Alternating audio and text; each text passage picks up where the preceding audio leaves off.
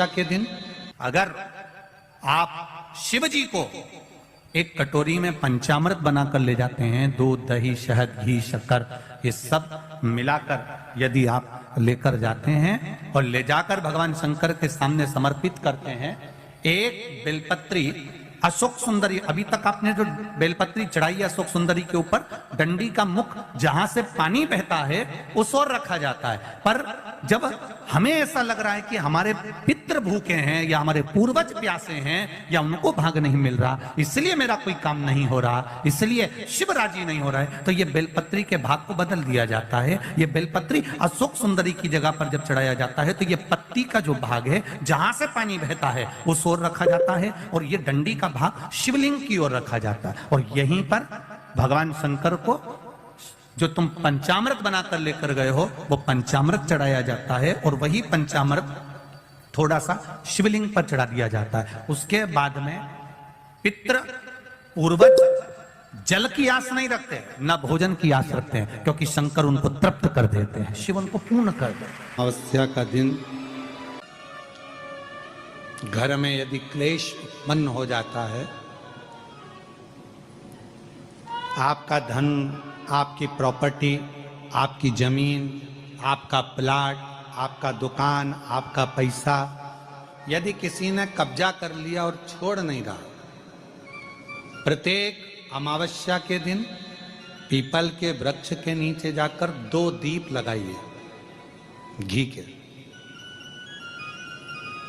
दोनों दीप के सामने एक हल्दी का चावल, एक कुंकू का चावल का दाना रख दीजिए और स्वधा स्वधा स्वधा स्वधा 3 बार कह दो और स्मरण करो, हे हमारे कुलदेव, पितृदेव, शिवदेव, महादेव, कृपा कर कर मेरा जो जमीन है, मेरा जो धन है, मेरी जो प्रॉपर्टी है, मेरा पैसा लोगों ने हथिया लिया, देते नहीं।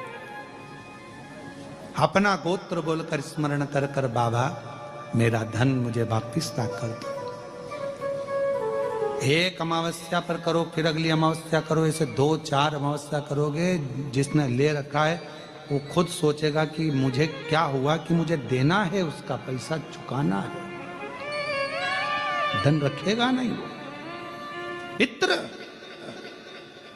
सुधा का नाम स्मरण करते से, जब हम सुधा सुधा सुधा सुधा कहते हैं, पितृ उसको स्वीकार करते हैं। जैसे अग्निदेव की धर्म पत्नी स्वाहा, क्या है, जम के बोलो जरा, स्वाहा। जब हम यज्ञ करते हैं सांकल ले देते हैं, ओम वैष्णवे स्वाहा, स्वाहा बोलते से ही अग्नि देवता की धर्म पत्नी उस भाग को देवताओं को देती है। उसी तरह तर्पण, तिलांजलि, पिंड, तर्पण आदि जितने भी हम पितरों के लिए कर्म करते हैं उसमें हम स्वधा स्वधा बोलते हैं। जब स्वधा बोलते हैं तो वो स्वधा पितरों को भाग देती है और पितरों से कहती हैं, ये मेरा बेटा दुखी है, इसको ये तकलीफ है, इसको ये कष्ट है, तुम इसका ये कष्ट पितृदेव मिटा दीजिए, महादेव की आज्ञा है, इसको सही कर दीजिए। करते हैं। पार्वती जी की नानी जी का नाम क्या था? सुधा। क्या नाम था? जम के बोलो जरा, सुधा। और ये कोई साधारण सी नानी नहीं है पार्वती जी की, और ना ये नाम कोई साधारण सा।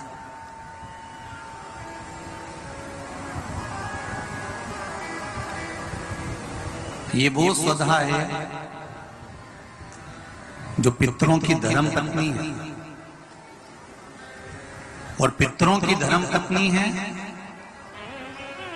यदि किसी के घर में पितृदोष होता है और ब्राह्मण ने कहा कि इनके यहाँ पितृदोष है, 1 रुपए कमाओ 1.25 रुपए खर्च वाला काम चलता है, जरा सा बर्तन गिरा उसके पीछे विवाद हो जाता है, पानी गिर गया उसके पीछे विवाद हो जाता है, छोटी छोटी बात में जिसके घर में जरा जरा सी बात में विवाद हो जाता हो, या 1 रुपए कमाओ 1.25 रुपए खर्च होता हो, या घर का एक व्यक्ति बीमार होता है, दूसरा ठीक होता है, तीसरा बीमार पड़ता है, चौथा ठीक होता है, 5वां बीमार पड़ता है, एक ना एक घर में बीमार चलते रहते हैं, या 1 रुपए कमाने पर सवाया खर्चा हो रहा हो, घर में 1 रुपया भी जुड़ नहीं रहा हो, आया और गया, आया और गया, या किसी न किसी बात में घर में क्लेश हो रहा हो, तो समझ लो कि ये 4 लक्षण पितृदोष के हैं। ये 4 लक्षण पितृदोष के बताए। अब इतना क्लेश होने पर, घर में धन नहीं आने पर, घर में रोग बढ़ने पर करना क्या चाहिए? तो शिव महापुराण की कथा कहती है, पार्वती जी की जो नानी जी, क्या नाम है जरा जन के बोलिए, स्वधा,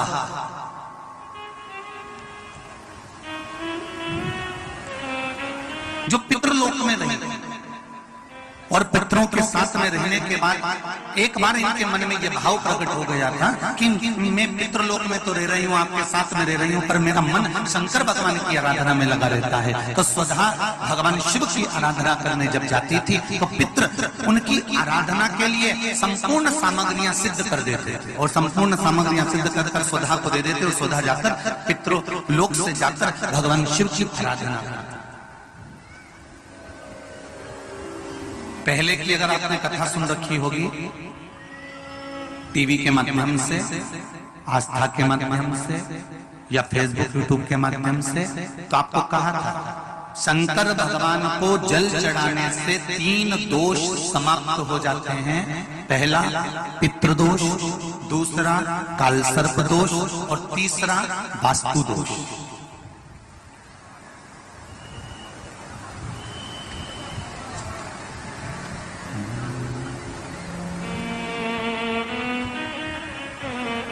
भगवान शंकर को जल चढ़ाने से 3 दोष मिट जाते। पहला है पितृदोष, जब हमारे घर के मटके में से, हंडे में से, घर में जो पानी का स्थान होता है वहां से लोटा भरकर पानी भरते हैं, लेकर जाते हैं, तो परिंदा, मटका, हंडा, बाल्टी जिसमें पानी भरा हुआ है रसोई घर में, वो स्थान पितरों का स्थान कहलाता है। उस पितरों के स्थान में से जब पानी भरकर लेकर जाते हैं तो रसोई घर में से लेकर जब घर में से निकल कर जाते हैं तो पूरे घर का वास्तु दोष, और उस परिंदे में से, मटके में से पानी भरा तो पितृदोष। और ध्यान देना, इसको ले जाकर जब शंकर भगवान को समर्पित करते हैं तो पितरों का दोष, वास्तु दोष और काल सर्प दोष, ये तीनों अपने आप समाप्त हो जाते हैं मात्र शंकर पर 1 लोटा जल समर्पित कर देने पर।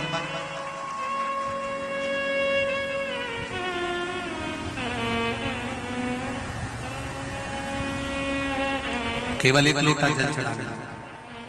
शंभो शरणे मां घड़ी दुख का दया करी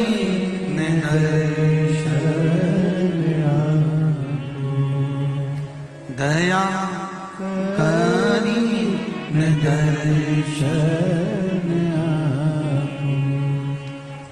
तीन दोष अपने आप समाप्त हो जाता है। स्वधा शिव जी की पूजन कर रहे,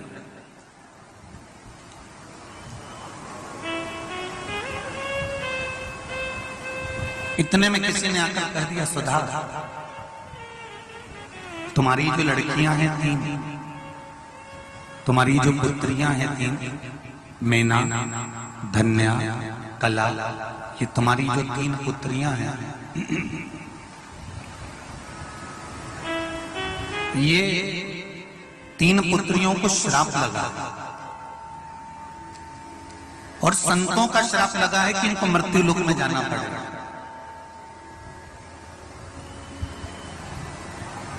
स्वधा ने कहा, यदि मैंने शिव की आराधना करी है, यदि मैंने शंकर भगवान की आराधना करी है, शिव की अर्चना करी है, शिव की पूजन करी है, शिव की आराधना करी है, तो मैं ये विश्वास रखकर कह देता हूं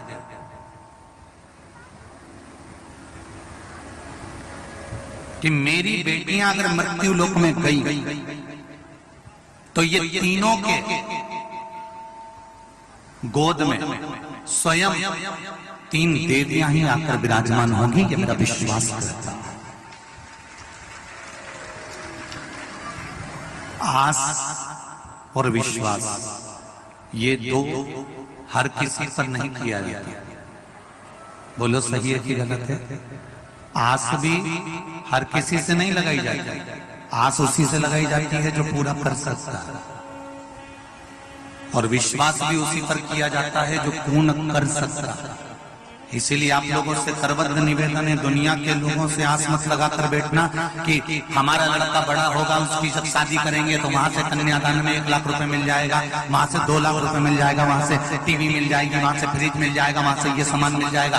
बेटे की शादी करने पर बेटे के लिए ये विचार कर मत बैठना कि वहां से कुछ मिलेगा, बल्कि ये विचार कर रखना कि हे भोलेनाथ, मेरे लड़के की जब मैं शादी करूं तो मुझे इतना देना कि लड़की वालों का ठन्नी खर्च नहीं होने को पूरा मैं खर्च कर, इतना मुझे देना।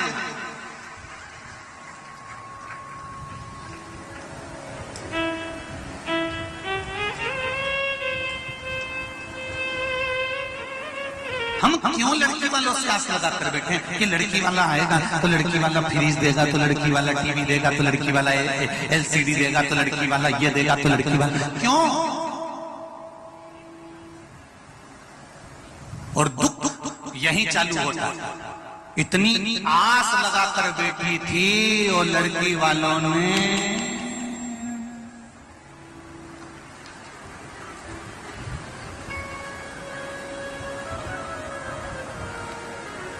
मंदिर में घंटी है, अरे बोलो तो जम क्या, सबके मंदिर में है छोटी सी, और लड़की वालों ने वही गरुड़ घंटी पकड़ा दी। तो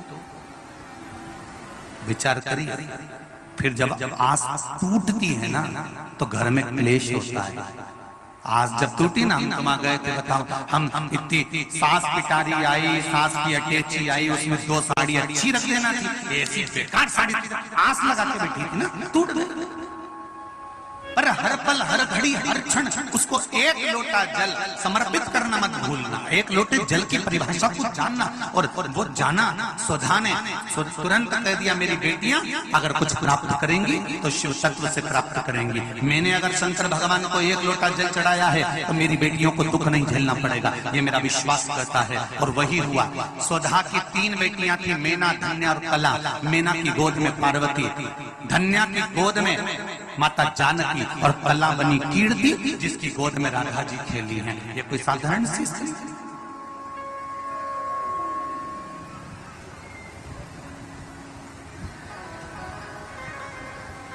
अगर घर में पितृ दोष है, वास्तु दोष है, काल सर्प दोष है, और तुम्हें लग रहा है कि मैं 1 रुपए कमा रहा हूं, 100 रुपए खर्चा हो रहा है, या फिर घर में क्लेश बना हुआ है, या घर में बीमारियां बढ़ी हुई है, तो एक काम करना प्रारंभ कर दो। शिव जी के मंदिर में एकादशी के दिन जब आप जल शंकर को चढ़ाने तो रोज ही जाते हैं, जब एकादशी का दिन रहे और शंकर जी के मंदिर में आप जल समर्पित करें तो 3 बार मुख से स्वधा स्वधा स्वधा या स्वधा स्तोत्र का पाठ, जिसमें 12 श्लोक ब्रह्म वैवर्त पुराण के अंतर्गत प्रकृति खंड में ब्रह्मा जी द्वारा स्वधा स्तोत्र के पाठ का महत्व बताया। कोई कहे कि सियोर वाले महाराज ने ये स्वधा स्वधा स्वधा मंत्र कहां से दिया, तो आप उसको बता देना। ब्रह्म वैवर्त पुराण के प्रकृति खंड में से ब्रह्मा जी ने इस स्वधा स्तोत्र पाठ को प्रकट करा और स्वधा के मूल मंत्र का स्मरण कराया। इसमें 12 श्लोक हैं स्वधा स्तोत्र में। अगर स्वधा स्तोत्र नहीं पढ़ सकते तो 3 बार मुख से क्या बोलना है, जम के बोलो जरा, स्वधा स्वधा स्वधा।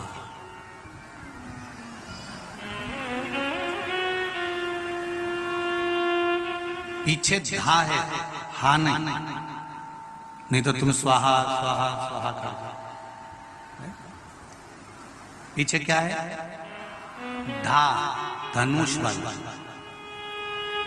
फिर से एक बार बोलिए 3 बार, स्वधा स्वधा स्वधा।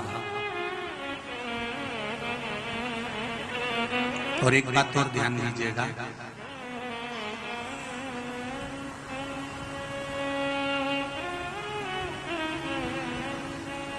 यदि कोई बुद्धि से विकलांग हो, विवेक काम नहीं कर रहा,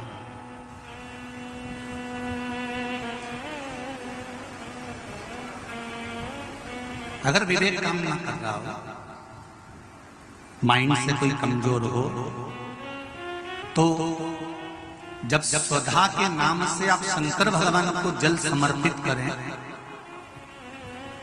स्वधा स्वधा कहकर उस जल को समर्पित करें, तो पितरों का स्मरण कर कर वही स्वधा को समर्पित किया गया जल, जिसको विवेक की तकलीफ होती है, बुद्धि की तकलीफ होती है, अपने पितरों का, अपने पूर्वजों का स्मरण कर कर उस जल को उस विवेकहीन व्यक्ति के दोनों भुकुटियों के पास में लगा देना चाहिए थोड़ा सा। अमावस्या के दिन प्रदोष काल में, प्रदोष के समय पर, प्रदोष काल में शाम के समय पर जाकर किसी भी नदी, तालाब, बावड़ी, कुआं, कहीं ना कहीं जो आपके पास में हो, वहां पर एक घी का दिया, बत्ती का मुंह दक्षिण की ओर कर कर अवश्य जला कर जाना, सारे पितृदोष समाप्त हो जाएगा, सारा पितृदोष समाप्त। अमावस्या के दिन किसी भी जलाशय के पास में, नदी, तालाब, बावड़ी, कुआं, जो आपके शहर में, आपके गांव में, आपके नगर में हो, वहां जाकर लगा दे। अगर नदी, तालाब, बावड़ी, कुआं नहीं है तो पीपल का वृक्ष हो या बेलपत्री का वृक्ष हो या बट का वृक्ष हो, उसके नीचे लगा दो प्रदोष काल में, पर अमावस्या के दिन लगाएं जरूर। क्यों? क्योंकि अमावस्या के दिन पितृ शाम के समय प्रदोष काल में शंकर भगवान का नाम जाप कर कर नदी, तालाब, बावड़ी पर पानी पीने जाते हैं, वहां से जल का आचमन कर कर पितृ अपने लोक को चले जाते हैं प्रदोष काल के समय पर। इसलिए प्रदोष काल में जलाशय के पास में, बावड़ी, कुआं, नदी, तालाब के किनारे पर दिया लगाया जाता है दक्षिण की ओर मुख कर कर बत्ती का, तो पितृ आशीर्वाद देते हुए जाते हैं कि फलो फूलो, आगे बढ़ो, उन्नति करो, तरक्की करो। ये पितरों का आशीर्वाद रहता है, पितरों का वर रहता है, आप देंगे उसको मिलेगा। पितृदोष है, ये आपको कैसे मालूम पड़ेगा?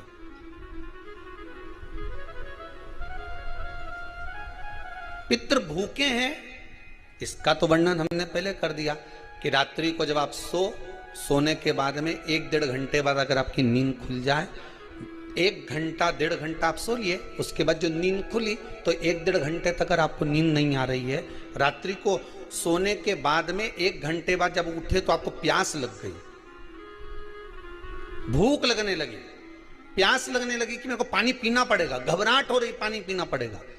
1-1.5 घंटे सोने के बाद अचानक नींद खुले और आपको प्यास लगे, समझ लेना आपके पितृ भूखे हैं और प्यास है।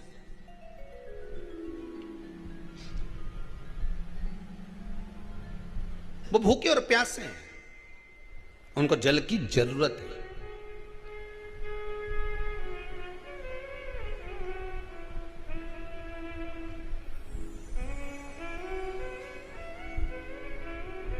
किसी भी नदी में, सरोवर में, कुंड में, बावड़ी में, तालाब में, आप तीर्थ में जाकर जब स्नान करते हैं तो स्नान करने के बाद एक काम का नियम बना लो कि अपने हाथ की अंजलि में जल लेकर अपने पूर्वजों को देना है। प्यासे रहते हैं, भाग मांगते हैं।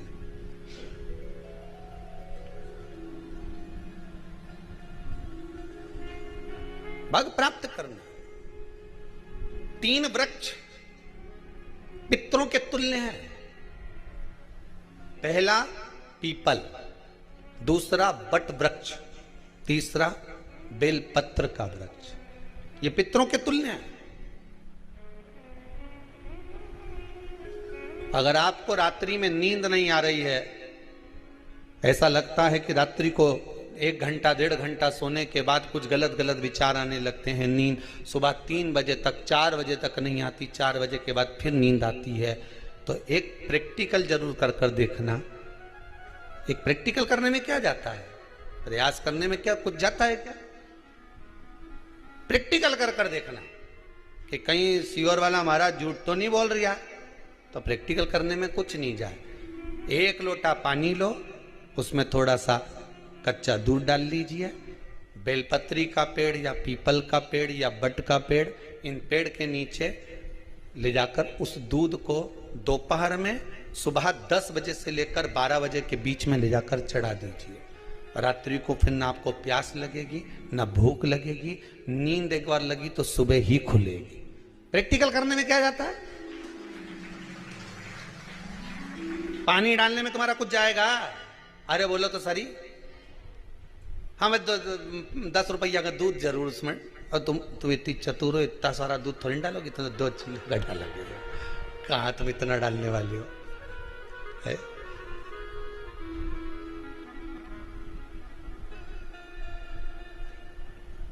प्रैक्टिकल करने में क्या जाता है? कुछ भी नहीं बिगड़ेगा। ये तो बस जल डालोगे तुम्हारा ही कुछ अच्छा हो सकता है, बाबा की कृपा है।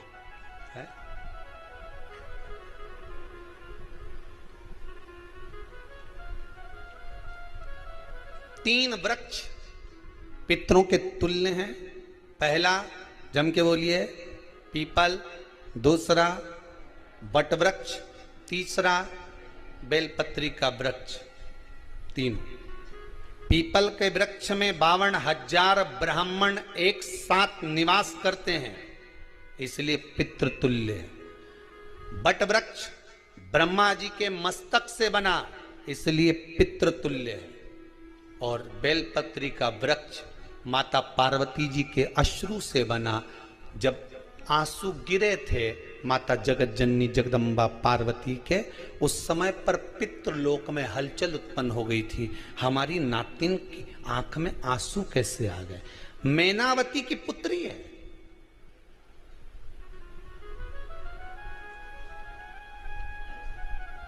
पितरों की नातिन, इसकी अश्रु कैसे गिर गए? पार्वती जी ने कहा, यह आंसू नहीं, मेरा पुण्य भाग प्रकट करती हूं बेलपत्री के रूप में। तो पितरों ने वर दिया था कि ये बेलपत्री का वृक्ष हमारा आशीर्वाद है, इसके नीचे अगर कोई दीप लगाता है, शिव को स्पर्श कर चढ़ाता है, उसके पितरों की शांति होगी। हम स्वयं उसको आशीर्वाद देने के लिए पधारेंगे। बेलपत्र का वृक्ष पितृतुल्य।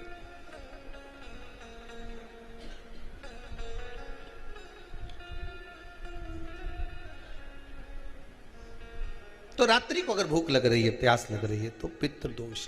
दूसरा पितृदोष का लक्षण बताया, घर में कोई शुभ कार्य ना हो, वंश की वृद्धि ना हो। 1 रुपये कमाओ, 1.25 रुपये खर्च हो रहे हैं, पैसा 10 जगह से कमाई आ रही है पर घर में टिक नहीं पा रही है, आया गया, पितृदोष। जरा सी कटोरी पड़ी है, उसके पीछे विवाद चालू हो जाए, पानी ढुल गया, उसके पीछे विवाद हो जाए, या छोटी छोटी बात में घर में क्लेश मचा हुआ है, पितृदोष है। समझ लो हमारे पूर्वज हमसे खुश नहीं है, प्रसन्न नहीं। मौका लग जाए, सारी दुनिया के लोग तुमसे कह रहे हैं तेरे घर में पितृदोष है, 1 रुपये कमाते हो, 1.25 रुपये खर्च होता था, मानसिक टेंशन बना रहता है। घर में एक व्यक्ति बीमार है, ठीक हुआ, दूसरा बीमार पड़ गया, दूसरा ठीक हुआ, तीसरा बीमार पड़ गया, तीसरा ठीक हुआ, चौथा बीमार पड़ गया। मतलब कहीं ना कहीं पितृ का भाव, पितृदोष का भय है। किसी ने कहा तुमसे कि तेरे यहाँ पितृदोष है, तूने ब्राह्मण को भोजन करा दिया, पिंडदान करा दिया, तर्पण करा दिया, तिलांजलि करा दी, गया जी का श्राद्ध कर दिया, हरिद्वार चली गई, वहां पिंडदान करवा दिया, ब्राह्मण भोज करवा दिया, तिथि पर भोजन करवा दिया, सब कुछ करवा के देते। अब एक काम और करके दे, एक काम और करके देखो। जब तुम घर में भगवान शंकर की आरती, तुम्हारे घर में शंकर जी का शिवलिंग है, भले काय का भी हो, छोटा सा, भले सीहोर का कंकर शंकर हो, नर्मदा का कंकर हो, चाहे शंकर पारद के हो, पीतल के हो, स्टील के हो, लकड़ी के हो, जिसके भी हो, लोहे के हो, पाषाण के हो, जिसके भी हो, शंकर का शिवलिंग अगर हमारे घर में है और आप रोज प्रतिदिन भगवान की आरती करते हो, प्रतिदिन, और आपको लग रहा है कि मेरे यहाँ तकलीफ चल रही है, ये ठीक ही नहीं हो रही, लगभग 1.5 महीना आप कम से कम 45 दिन 1.5 महीने के करीब में ऐसा प्रयास करना कि भगवान की आरती शंकर भगवान के शिवलिंग की आरती करने के बाद उस दिए को भगवान के सामने मत रखो, उस दिए को उठाकर जहां तुम पानी का मटका रखते हो, हंडा रखते हो जिससे तुम पानी पीते हो, तुम्हारे रसोई घर में जो पानी का मटका, हंडा, बाल्टी, आरओ का पानी जिस मटके में गिरता है, हंडे में गिरता है, जिसको हमारे यहाँ पितरों का स्थान कहते हैं, उस स्थान पर, उस मटके के पास में, हंडे के पास में, उस बाल्टी के पास में, जहां रसोई घर में पानी रखते हो, उस रसोई घर में पानी जहां रखते हो, उसके पास में उस दिए को भगवान के सामने नहीं रखना। आरती उतारने के बाद उस दिए को ले जाके सीधे परिंडे के पास में, उस हंडे के पास में, मटके के पास में उसको रखो। केवल 1.5 महीना कर कर देखना। 1.5 महीने के बाद तुम्हें मालूम पड़ेगा कि हम वापिस उन्नति की सीढ़ी पर चढ़ना प्रारंभ करती हैं, हमें फल मिलना चाहिए। अब तुम्हें ना कहीं जाना है, ना कहीं आना है, ना कोई खर्चा है। खर्चा है क्या?